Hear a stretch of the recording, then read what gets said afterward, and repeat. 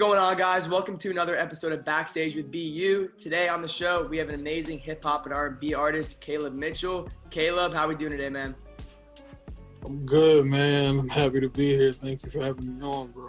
Yeah, for sure, bro. I know we got a lot of great things to talk about. I know you got some new music that you're releasing soon, but I want to start off with your story, where you started and how you got to where you are right now. But this really all started with a plastic keyboard when I was 5 years old. I'd gotten it, I think, for like Christmas or my birthday or something like that. And for a while, I just let it sit around because I wasn't really interested in it. And then one day, I was riding around with my parents. I remember being in the backseat of the car, and I heard the song on the radio, and it was just playing. And I don't know, something about it just felt like, I don't know, maybe I could try to play it. I don't know where I got the idea from, but I went home and I found my plastic keyboard. And in an hour's time, I'd played the whole song back from memory. And that's how I figured out I knew how to play things by ear at like 5 years old.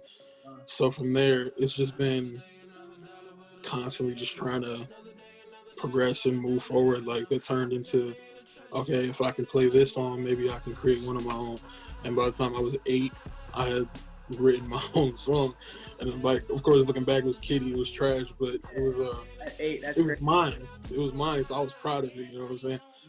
Huh? From there, I had seen 8 Mile, and there's a specific line that he said that he was like, tell me something these people don't already know about me in the battle, and I was like, I want to do that.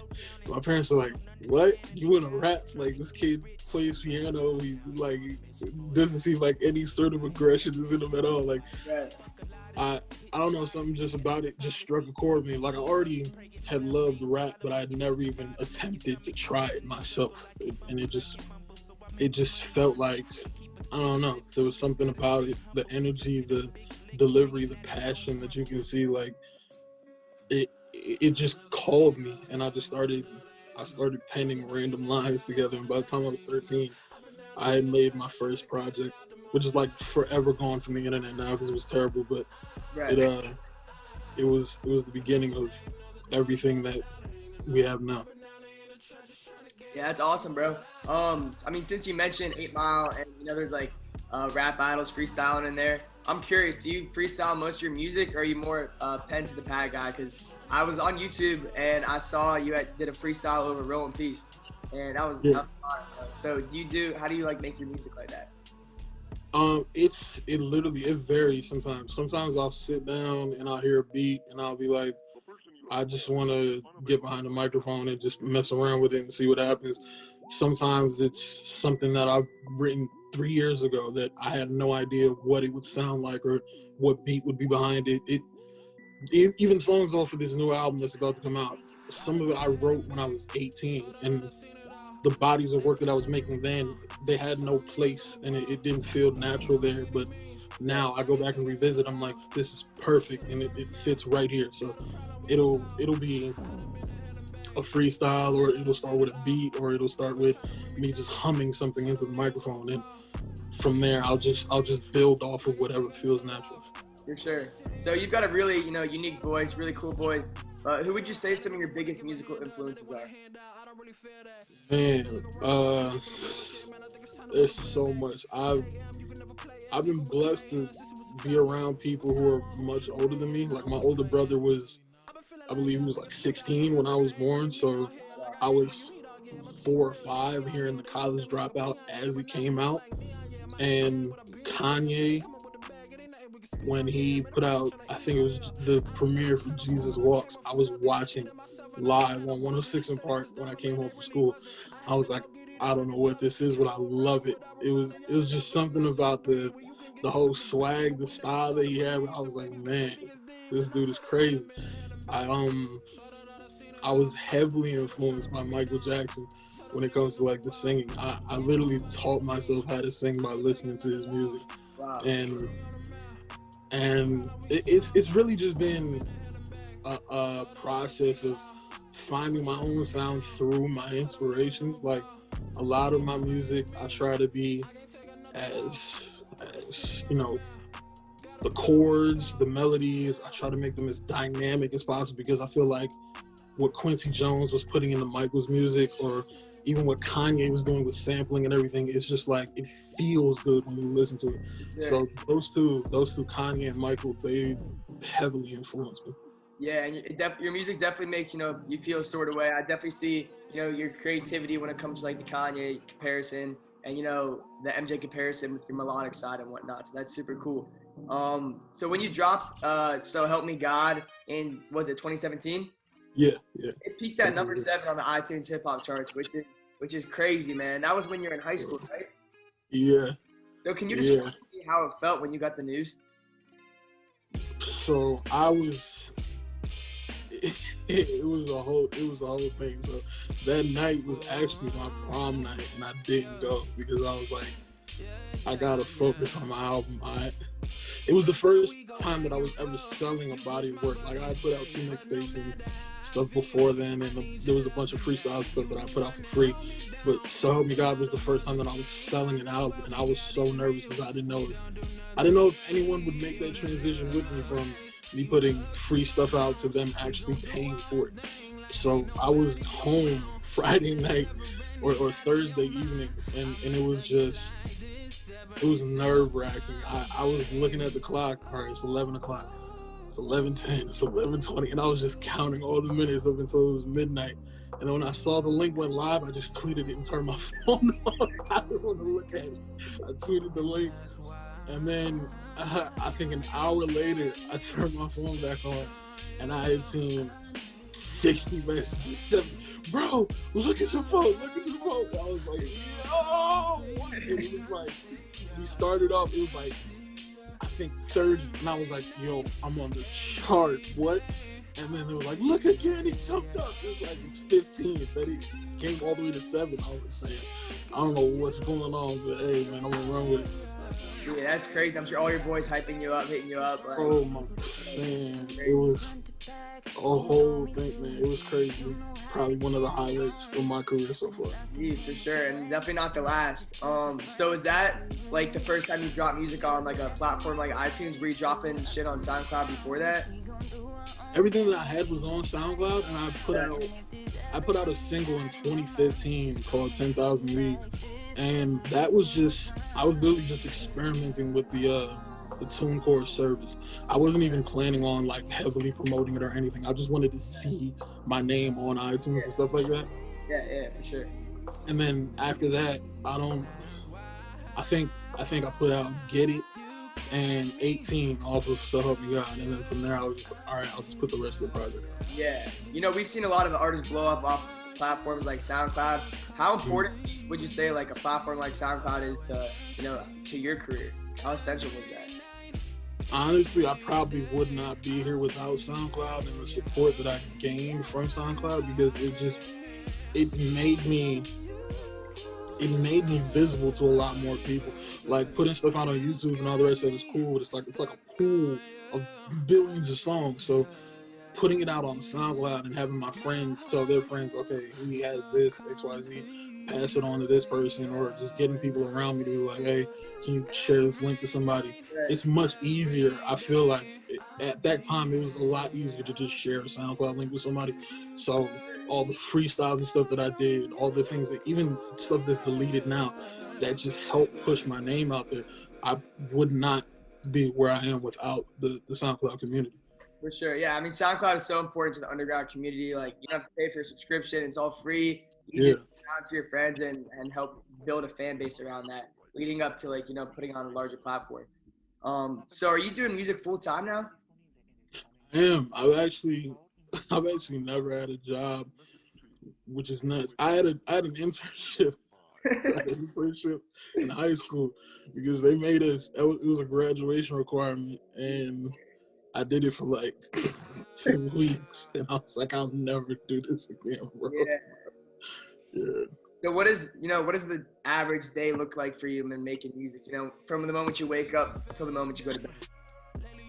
So currently, since all the creation is finished, and now we're just in like rollout mode, it'll be get up, got a Zoom meeting, get on the call with my manager and all the rest of that, plan, strategize, or we got footage that got to be edited. All right, we got merch designs that have to be done. So we got this email to respond to. So literally, it's just like making sure we're on top of every different task for the day and just getting things locked in and secured. And that's literally what we've been doing for the past 3-4 months, just planning and planning and planning.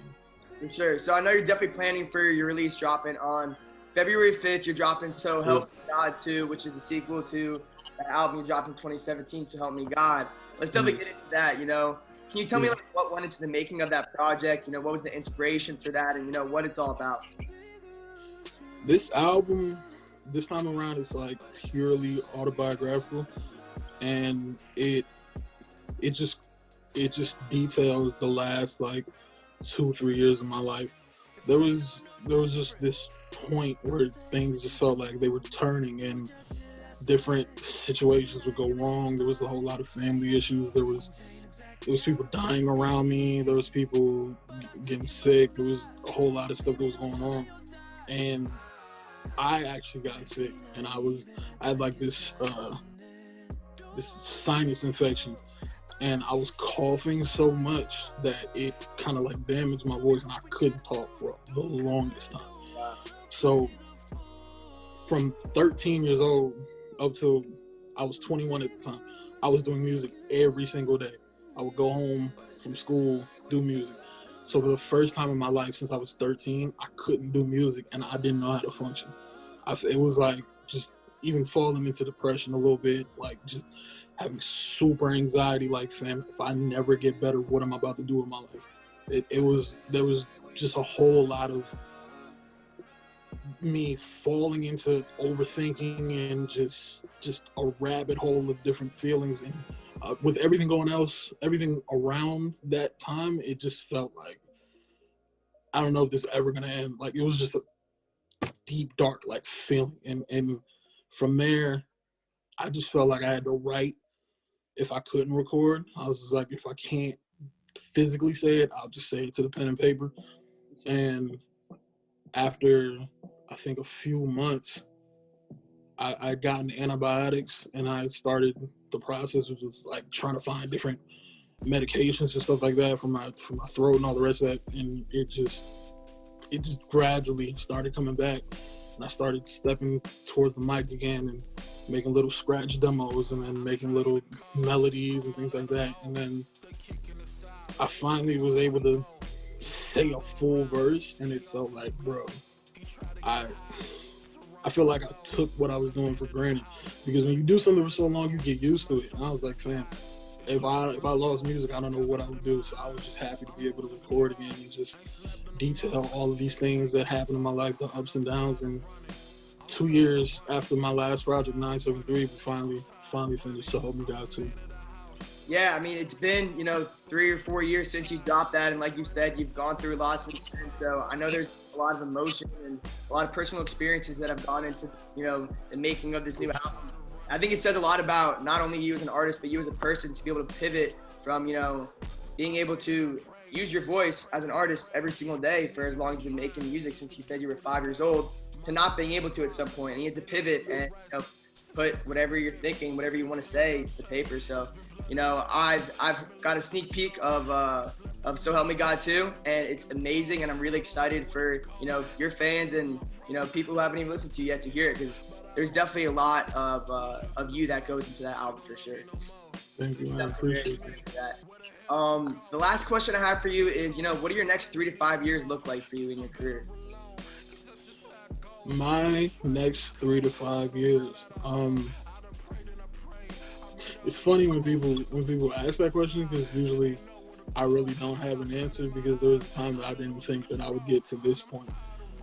Currently, we just we made a film, and which is something that was a long-term goal of mine. Like, I wanted to do. I was obviously inspired by the 8 Miles, the Get Rich or Die Trying. I wanted to have my own, because I felt like the story that I have, we could put that on the big screen, like, years down the line. And my manager texted me, and she was like, let's make a movie. I was like, what? And she was like, yeah, like, let's try a movie with the album. And I was like, all right. So we got it done, and it's incredible. And shout out to Mir, shout out to everyone that was involved. That's something that I definitely want to pursue a little bit more, because I went to school at Morris County Tech, and I was in the film academy, and we would work on films. I actually scored the class's film by myself. It was like 30, 40 minutes. I've always been a fan of film and always wanted to be able to do it myself, but didn't know if I had the tools. But this project just showed me that literally anything is possible. So for the next couple years, I definitely want to get more into the visuals, even if it's not even for myself. I want to direct for other people, and in conjunction with my music, with the merch, I want to push that further. With Benchwarmers, my independent label, I want to start bringing other people on. I want to start, having a roster up under me. And I just want to expand as far as I can. Like, I try not to put limits on myself, because I feel like anything is possible as long as we work as hard as we can and we believe. For sure. Now, I'm super excited for, the future of your career. You've obviously had a lot of success so far, but I don't think you're even at the tipping point of where you can get to. So I'm really excited for that. We've got So Help Me God 2 dropping on February 5th. Caleb, I want to thank you for your time today, man. I really appreciate it. And I want to give a quick shout out to, everyone involved in that project, and a quick shout out to Matt from Journey Management for linking us two together for this awesome interview. Caleb, thank you for your time, man. Thank you for having me, bro, for real. For sure, man. All right, I'll catch you later. Definitely. All right, peace. Scared to go, niggas terrified. I see some things in my dreams that'll leave you paralyzed. You ever get a call saying your family missing, and 10 years later you still don't know if they dead or alive?